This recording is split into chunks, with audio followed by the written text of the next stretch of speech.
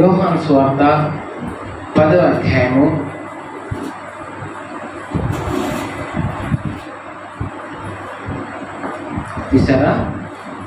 'Right' ఇక్కడ యేసు ప్రభు ఈ అధ్యాయంలో గొర్రెలు అనే ఒక మాటని మనం వింటున్నాం. ఎందుకు అంటే ఎన్నో సందర్భాలలో లోకస్తులు కూడా అన్యులు వాళ్ళు మనల్ని ఏమంటారంటే గొర్రెలు అంటారు. ఏమంటారండి? విన్నారా? ఎవరైనా అంటే విన్నారా? గొర్రెలు అండి, వాళ్ళు గొర్రెలు అండి. విన్నారు? సుధాకర్ విన్నావు కదా? వాళ్ళు గొర్రెలు గొర్రెలు అంటారు.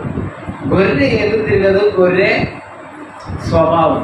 అందుకే మనల్ని క్రైస్తవుల్ని గొర్రెల పర్యాటంలో గొర్రెల తోటిలో ద్వారమున ప్రవేశింపక వేరొక మార్గమున ఎక్కువాడు దొంగయు దోచుకుని వాడై ఉన్నాడు.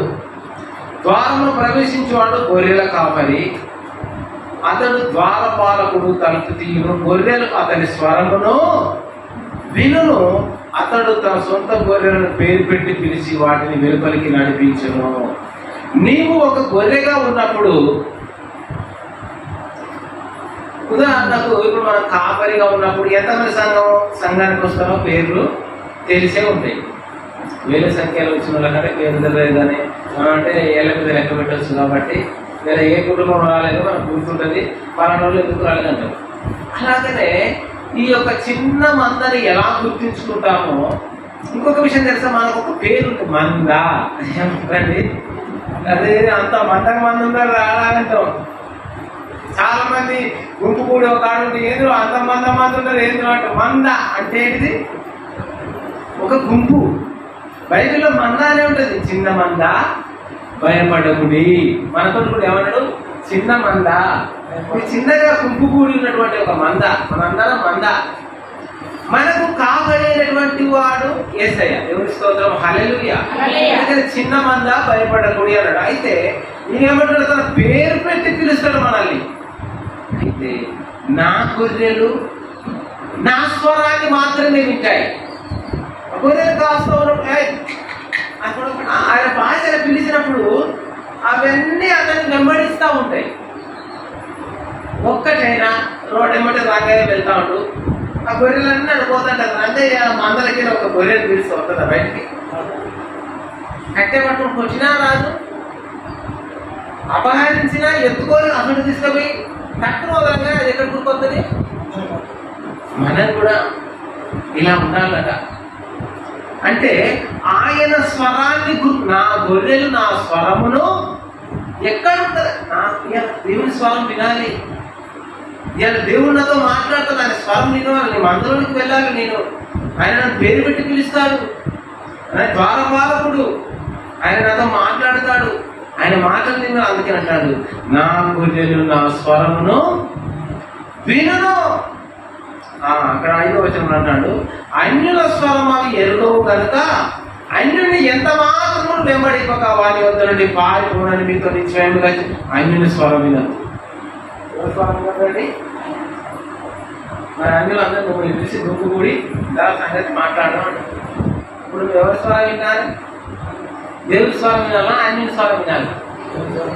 దేవుడు అంటున్నాడు, నా గొర్రెలు నా స్వరాన్నే వింటాయి. వేరే రోజులు ఎన్ని చెప్పినా మీరు కూడా వేరే రోజులు ఎన్ని చెప్పని జాంతో ఏం చేయాలి?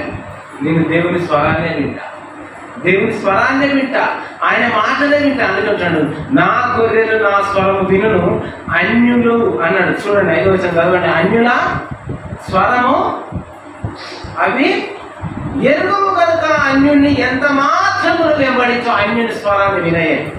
కాబట్టి నేను కూడా వేరే వారి మాటలు మనం వినిపించుకోవద్దు. అవి మన చెవులోనికి కూడా రావద్దు, వదిలేసేయాలి వాటిని. దేవుని స్తోత్రం, హల్లెలూయా.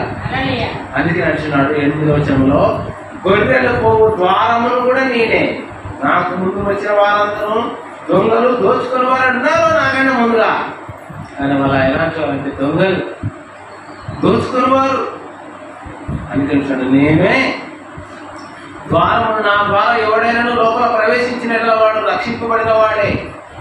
లోపలికి పోవచ్చు, బయటికి వచ్చుచు మేత వేయచ్చు. నా ద్వారా వచ్చావు మందిరంలోనికి, నా ద్వారా రక్షణలోకి వచ్చావు. నువ్వు బయటికి వెళ్తావు, మేత వేస్తావు, పని చేసుకుంటావు, కానీ మళ్ళీ నా స్వరాన్ని వినడానికి నీవు వస్తావు, కానీ వాళ్ళ మాటలు ఏంటి, వాళ్ళతో కొట్టుకోబెట్టేవాళ్ళు ఎంతమందో. దాంతో రమేష్ చెప్తాడు, అయ్యా సంగతి అయ్యా అంటే ఎట్లా అయ్యా అంటాడు. ఒక ఆయన వచ్చి అంటాడు, ఇద్దాం మనం కూడా అడుగుదాం అంటాడు. ఆయన మాటలు, అందుకనే ఆయన వాక్యం చెప్పుతుండగా హృదయంలో భద్రపరచుకోవాలట వాక్యాన్ని.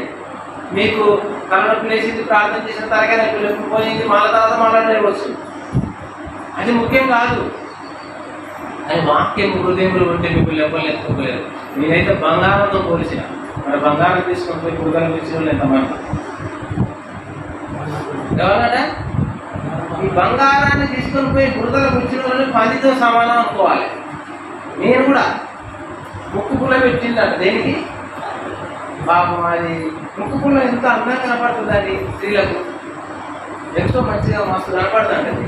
ఆ అందంగా కనపడాలని మంచి ముక్కు పుల్ల పెడితే తీసుకొని పోయి బురదలా కూర్చున్నాక ఏమైనా కనపడుతుందా? బురద ఒక తిరిగానే ఉంటుంది, దాని మూతి ఒక తిరిగానే ఉంటుంది, అన్నీ అదే కలర్ ఉంటుంది, బురద అదే కలర్ ఉంటుంది, మొత్తం అయిపోతుంది. అందుకనే నేను చెప్తాను, ఇట్లాంటి ఒకవేళ 10 స్వభావం కలిగిన వారు ఉంటే ముత్యములను పందులు ఎదుట వేయకండి. వా, అసలు వాళ్ళకి వాక్యం చెప్తున్నాను, వాళ్ళకి వాక్యం చెప్పుడు దండుగా. నాకు వాళ్ళ మాటే ముఖ్యం, వాళ్ళ మాట తీసుకోపోతే ఎక్కడ తీసుకోపోదండి? కాపరా నీకు రక్షణ ఇచ్చిందా? సిలువలు కార్చిందా? సిలువలో నీకోసం రక్తం కార్చిందా? రక్తం పెట్టిందా? నిన్ను కొన్నాడా? ఏమి ఇచ్చిందని భయపడిస్తావుతండి. నా గొర్రెలు అయితే నా స్వరాన్ని వింటే వాటిని వినడానికి మనకు హక్కే లేదు. అది వాడు లోపలికి పోచు బయటకు వచ్చు మేత వేయించి ఉన్నాడు, లోపలికి వస్తాడు, బయటకు పోతాడు. నాకు అధికారం ఉంది. నీకు అధికారం లోకంలో పోయినాక నువ్వు లోకంలో కలవు. అందుకని మిమ్మల్ని నేను ఏం చేస్తానంటే విశ్వాసం ఉంది. వాళ్ళు బంగారం అంట, ఏమంటే తెలుసా? బంగారం అంటే పెదవులు నిత్యము స్థిరమై ఉండును. ఏంటండి? నిజమాను పెదవులు నిత్యము